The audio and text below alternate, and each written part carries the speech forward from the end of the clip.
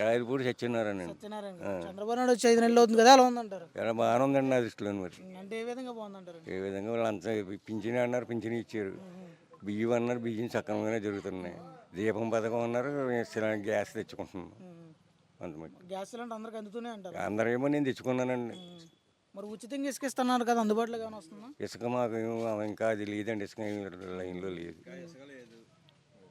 ఒక 3 మాత్రం గ్యారంటీగా జరిగినాయండి నాకు. మందు రేట్లు తగ్గిస్తానని చెప్పేసి అన్నారు కదా, ఎంతవరకు తగ్గించారంటారు? అది నేను తాగనండి, మరి నాకు తెలియదు. మందు తాగండి. మరి చంద్రబాబు నాయుడు రాగానే సరుకుల రేట్లు బాగా పెంచేశారంట కదా, నిత్యావసర సరుకులు. మంచి ఈ రేట్లు నూనె అయ్యి మాత్రం పెరిగినాయండి. మరి చంద్రబాబు నాయుడు గారు పెంచారు, మోడీ గారు పెంచారో తెలియదు. కొన్ని సరుకులు నిత్యావసర సరుకులు మాత్రం కొన్ని టాపులోనే పరిగెడతాను, నూనెలు అయ్యాను.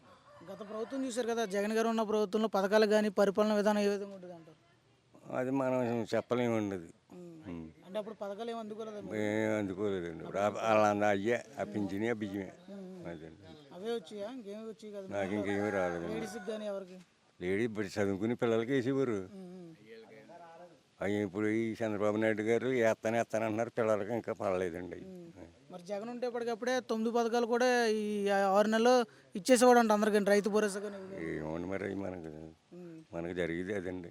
మరి చంద్రబాబు నాయుడు చిన్నాలు అవుతున్నా పథకాలు ఇవ్వట్లేదు, ప్రజలకు ఇబ్బంది పడుతున్నాడు అని చెప్పేసి కొన్ని పథకాలు ఇంకా మరి అమలు చేసాడు కానీ ఇంకా ఇవ్వట్లేదు కదండి. మరి పిల్లలకి అన్నాడు, ఇంకా ఏవో పెట్టాడు అన్న బట్టి కొన్ని నిలబెట్టుకుని వచ్చాడు. ఇంకా కొన్ని కూడా ఉన్నాయండి. మరి పవన్ కళ్యాణ్ ఎలా చేస్తున్నారంటారు గెలిచాక? ఇక్కడ మా ఏరియాకి రారండి పవన్ కళ్యాణ్ గారు. అంటే పరిపాలన విధానం ఎలా ఉంది పవన్? పవన్ గారు బాగానే ఉందండి, బాగానే ఉందండి. మరి అంటే గెలిచి డిప్యూటీ సీఎం ప్రజలకు మంచి చేయడం వచ్చాను అన్నాడు కదా. చేస్తున్నారండి, చేసి చూడాలి. ఇంకా మరి మా అమలాపురం ఏరియా రాలేదు కదండి ఆయన. చేసి కూడా బాగానే చేస్తున్నారండి. పరిపాలన మానేసి అది మహారాష్ట్రలో మోడీకి వెనకాల తిరుగుతున్నాడు అని చెప్పేసి అంటూ ఉన్నారు కదా. తెలియదండి మనకి. క్యాంపెయిన్ చేస్తున్నాడు మోడీకి. ఏముంది మరి అది మనకు తెలియదు. మరి అంతలా చదువులో లేదండి. మరి మనకి ఎన్ని పేపర్లు చూస్తాం అని మనకు తెలియదు.